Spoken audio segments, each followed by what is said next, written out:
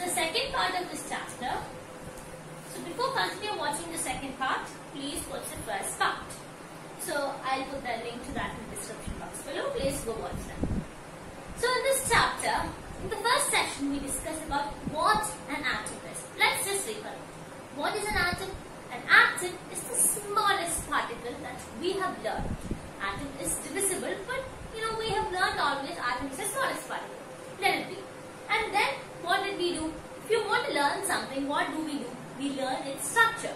If you want to learn about the heart, you learn about the ventricles, you learn about the artery, you learn about the all the veins coming out of it. The same way, we needed a model. These models were brought by different physicists, and the first model was a plum pudding model, which was put forth by none other than J.J. Thomson. And then his research scholar, our one and only Rutherford, came with another model. The first model of J.J. Thomson was called the plum pudding model. I hope you remember those. The second model is called as what? The planetary model. So we discussed about the whole setup, we discussed about the observations, we discussed about the conclusions, the graph, and we discussed what happens to our alpha particle. And the experiment that was conducted by Rutherford is called what? The alpha particle scattering experiment. And the previous session, I told we will learn about something. What was that? First we learned about what? Our J.J. Thomson's model. Then we learned about Rutherford's model. Under Rutherford's model, what did we learn? We learned about the model as such. We learned about the setup. We learned about his, observations.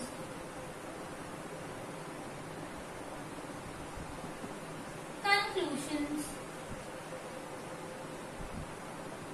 And I told you we learned in this session about what an impact parameter is. Impact parameter. So, before we continue, how many observations are there? There are 3 observations. And how many conclusions? Only 2 conclusions. Okay? So, let's see what's impact parameter. So, for that, let's draw our atom. This is our atom. And this is the nucleus. This comes, this will go back the same way. Comes and go back. Comes and go back. And this will pass through. This will come and go back. This will come and go back. And this will pass through. Am I right? Okay. So what is an impact parameter? Impact parameter. We'll write the definition for impact parameter. So where will I write? Impact parameter.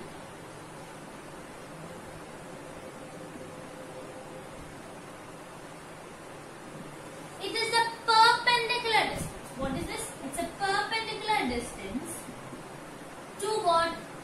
The velocity vector. The velocity vector of what? Of our alpha particle. Of alpha particle from the center of nucleus. Then it is far away from the atom.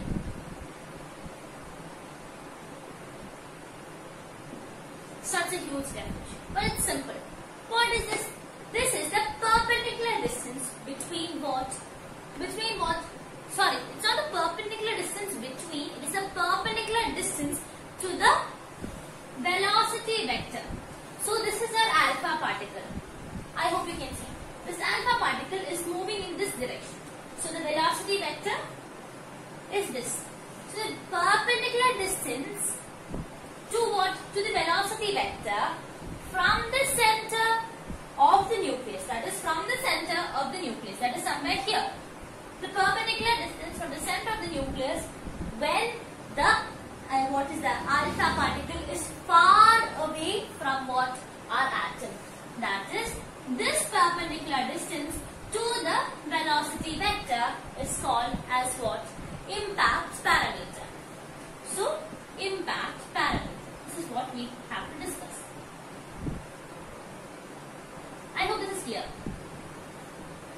impact parameter? The perpendicular distance to the velocity vector of an alpha particle from the center of the nucleus when it is at a distance far away from the atom. So this is far away from the atom. This is the atom. When the alpha particle is far away from the atom, and the perpendicular distance between, not between, the perpendicular distance to the velocity vector would give you what? Our impact parameter. So let's see a term which is associated to impact parameter, and let's further proceed. So before we proceeding to what the next topic is, I forgot to mention the equation for impact parameter. So this equation is something that you have to by heart. There's nothing else. It's just they won't ask you to solve problems or anything, but you have to, it's just for your information. So impact parameter is represented by B, that is equal to Z E square cot theta by 2 divided by 4 pi epsilon 0 kinetic energy O. Okay, this is the equation. So let's move on. This impact parameter is derived from something called as distance of closest approach. Okay, what is the distance of closest approach? In the diagram that we drew before, that is our atom, in which we had our 180 degree deflection. This distance between the nucleus and the point at which the velocity is equal to 0, this point is called, the distance between them is called the distance of closest approach. So let's now take an example, or let's now derive an equation. So let's see.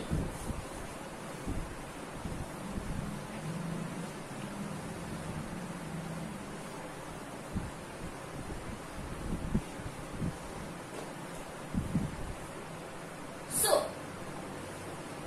let's consider an alpha particle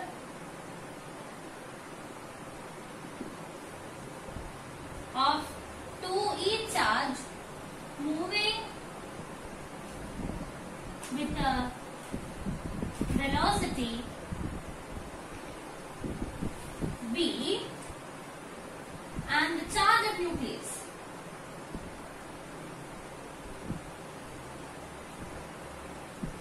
is Ze. Okay, Z is the number of what? Protons into the charge. Okay. So then what else? Then what else? What all do we have? We have an alpha particle of 2e charge moving with a velocity of v, and the charge of the nucleus is given as Ze. And hence, what can you write? You can write about the kinetic energy. What is kinetic energy? Kinetic energy is equal to half mv square. Am I right? What is this? Half mv square. And I hope these conditions are clear. What is this? Our alpha particle is moving with a velocity v, and the alpha particle has a charge of 2e, and our nucleus is having a charge of z into e. And therefore, our kinetic energy equation for kinetic energy would be half mv square. I hope this is clear. So, what do we know? We know about the closest path, or the closest approach. What happens over there? The closest approach, the velocity is equal to 0. That means what? Our kinetic energy drops down to 0. When kinetic energy decreases, what happens? Obviously, our potential energy would increase. Am I right? So, why is that? Haven't we learned? Total energy remains a constant. we have learned in the conservation of energy, total energy remains a constant. So what is the total energy? That is kinetic energy plus potential energy. If kinetic energy is maximum, potential energy is minimum, and if potential energy is minimum, kinetic energy, potential energy is maximum, kinetic energy is minimum. Okay. So let's write. Therefore, what can we equate? We can equate. What is the equation for our potential energy? That is 1 by 4 pi epsilon 0 what Q into Q divided by R. Am I right? What is this? Q into Q. Q into Q divided by R. We can give the charges as Q1 and Q2. Am I right? Yes. So over here, what can we equate? We can equate, or when it is stable thing, what can we write? We can write. So now what we have to find is what the distance of closest approach. So what are we finding? The distance of closest approach. Okay. So what is that? We know kinetic energy would be equal to our potential energy. That is why there is a reversal of thought in 180 degree. Okay. There should, if you're, for example, if I am throwing something like this, there should be an equal force on the opposite side to stop the motion or to pull that back. So kinetic energy is equal to what? Our potential energy. What is kinetic energy? Half mv square. What is potential energy? 1 by 4 pi epsilon 0. What is Q1? Q1 is the charge of the our not nucleus, of our alpha particle. That is 2e. That is what 2e is plus. Okay. Why is it plus? R, what alpha particle is positively charged atoms. And what is the second one? That is the nucleus. So let's write what is the nucleus. What is it? It is what? Ze. So Q1 into Q2 divided by what is our R? Our R is R0. That is the distance. That is the what? Distance of closest approach. Okay. So that is R0. So I told you what we have to find. We have to find R0. So what will we do? R0 is equal to 1 by 4 pi epsilon 0 2e into z e divided by what? mv square. And what is this? This is half. So into 2. Am I right? So what will happen over here? This will become, let's write, R0 is equal to, am I right? Did I make any mistake? Just check. 2ze. So how can we write this? You can write this as 2ze square. Am I right? 2ze square into 2 because it was half and we did the 2 over here. So this is 4. 4 into 4 it gets cancelled. So what is this? This would become R0 is equal to 1 by, what is this? Pi epsilon 0 mv square into what? This would, let's remove the 1 and write 2, ze square. Am I right? Isn't this our equation? Yes, this is our equation for what distance of closest approach. Or you can simply write this as what? Kinetic energy is equal to what? Our potential energy. We know that. So kinetic energy, what will you do? You can switch this R and this. So what will happen? This will become kinetic energy itself. So what happens? Then our equation will change. Maybe this is more easier because you have the kinetic energy, the value of kinetic energy. We don't get it as half mv square. So we get it as a value kinetic energy. So it's important to what? To do the equation like this. The other one is also correct. There is no mistake. If you have any doubt, please do mention in the comment box. I'll give you a clarification if it's possible. So let's see. So what? RO is equal to 1. Okay, there's no need for 1. That is what? 2ze square divided by 4 pi epsilon 0 into kinetic energy.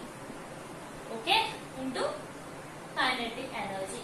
This is the equation for the closest approach. I hope this is clear. This is an important equation. You have to learn it. They can ask you what is the kinetic energy while giving you this.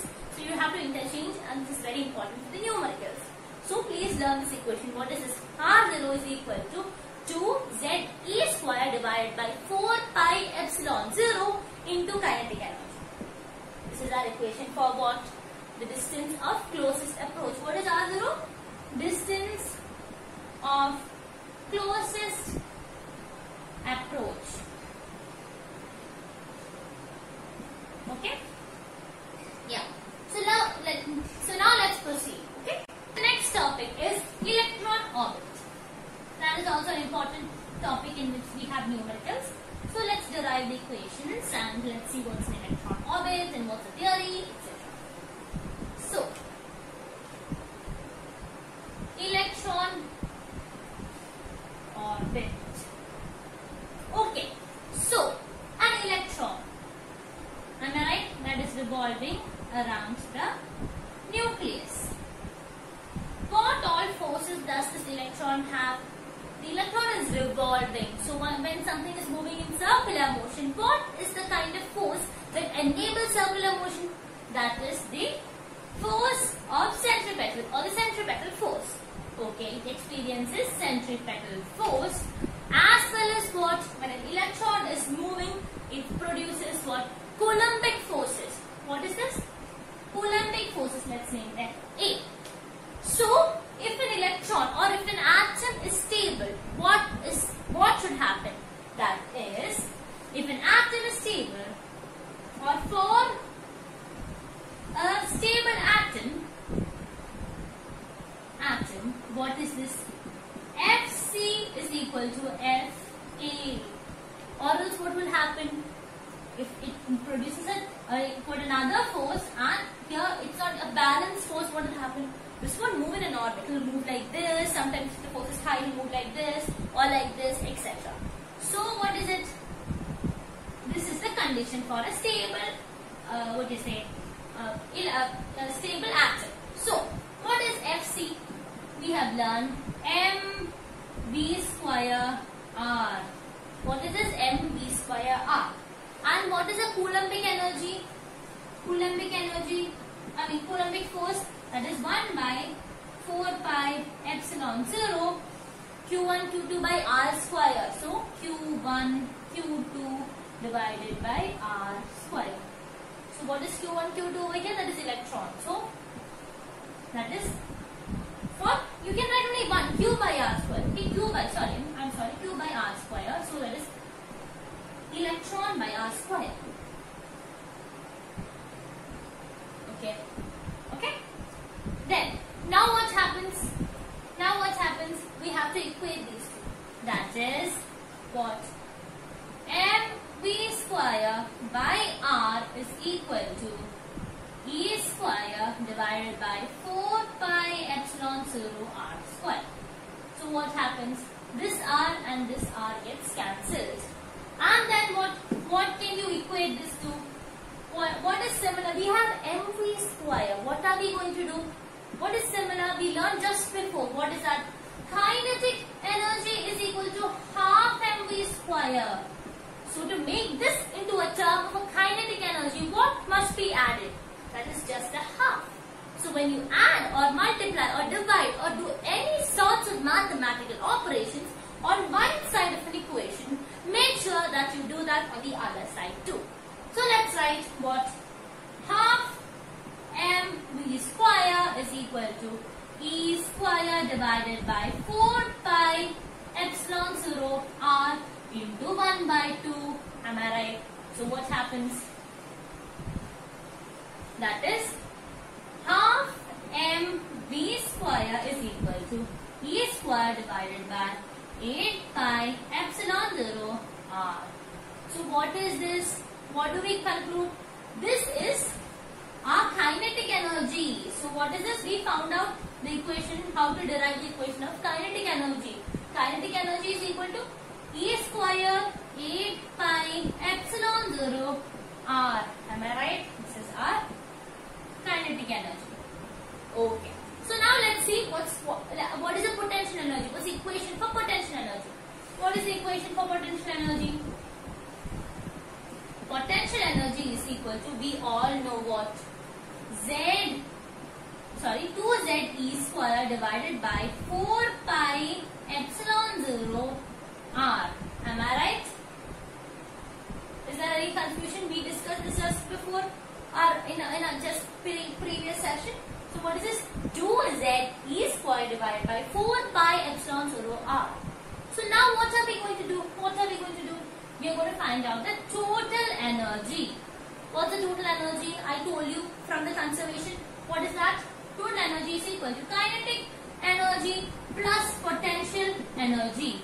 That means what will happen? This will become E square divided by 8 pi epsilon 0 R. Am I right? Am I right? Yes, this will become 8 pi epsilon 0 by R. So this is our total energy. Okay? So let's make this equation into the general form, because we have taken here the general form itself. No? So what is that? What is for kinetic potential energy? Potential energy is 1 by 4 pi epsilon 0 Q1 Q2 divided by R square. So what is the Q1 and Q2? Both Q1 and Q2 is the electrons itself. Therefore, when it comes to potential energy, we have to write minus E square divided by R. Okay? This is our equation. Even the other one was right, but for our easiness, we are writing like this. Okay? For our easiness, we are writing like this. I hope this is clear. So what will happen? This is not 1 minus E square. This is 1 into minus E square. So what is this? Total energy is equal to 1. What? Not this, there's no requirement for 1. Minus E square divided by 4 pi epsilon 0 R plus E square divided by 8 pi epsilon 0 R. So how do you add a number that has a decimal? Sorry, not a decimal, I mean a denominator. You have to make the denominator same. So what is the difference? It's a matter of multiplication of 2. So I'm just multiplying 2 over here. This is 2 and this becomes 8. Am I right? So what will be our final answer? Final answer, that is total energy is equal to minus 2E plus E. Therefore it becomes minus E square divided by 8 pi epsilon 0 R is the equation for our total energy. Okay? So this negative sign, can you see a negative sign? This negative sign, what does that indicate? It indicates what? The electrons are bound to the nucleus. What? The electrons are bound to the nucleus. Okay? So, I'll just give you a brief explanation about what our next session is about. Not a brief explanation about what the next session is, just what the next topic is. We learn about the next topic in detail in our next session. So let's see what is that. The next one is atomic spectra. Atomic spectra. We have learned it in our previous lessons, but we didn't learn in depth about what atomic spectra is. So we have to learn about two classifications. The first one is what? Emission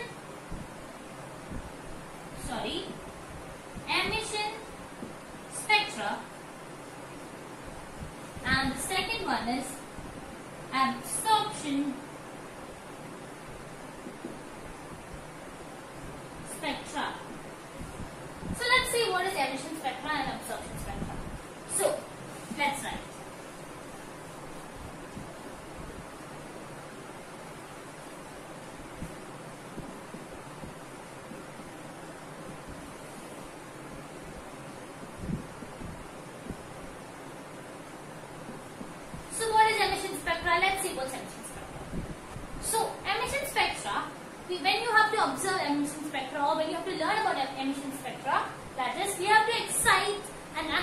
gas or vapor at a low pressure.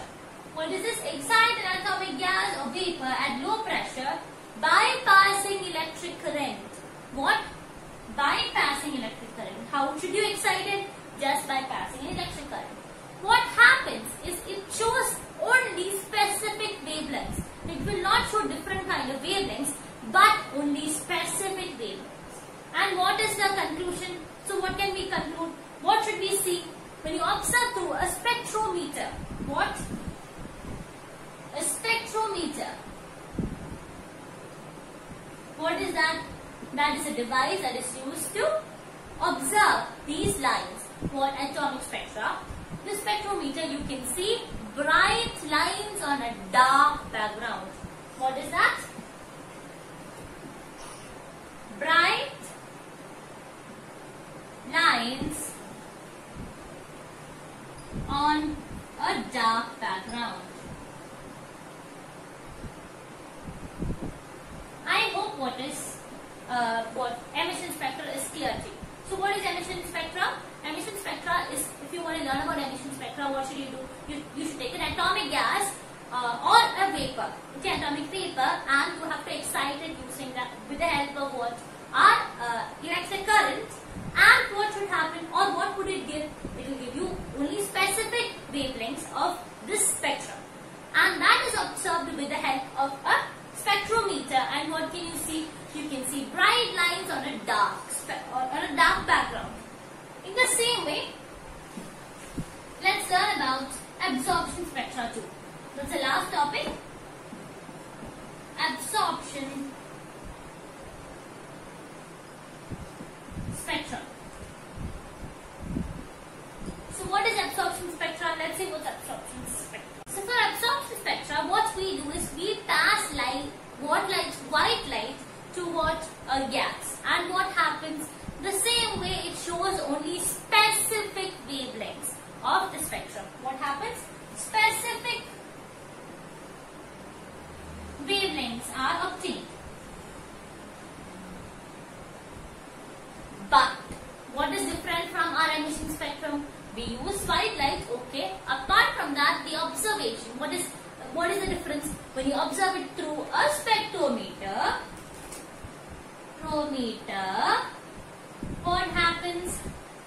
what happens? We get what? Dark lines on a bright background. What is it? Dark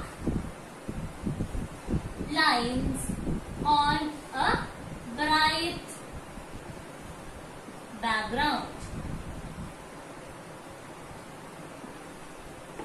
So that's all we have to discuss in this session. I hope this is clear to you.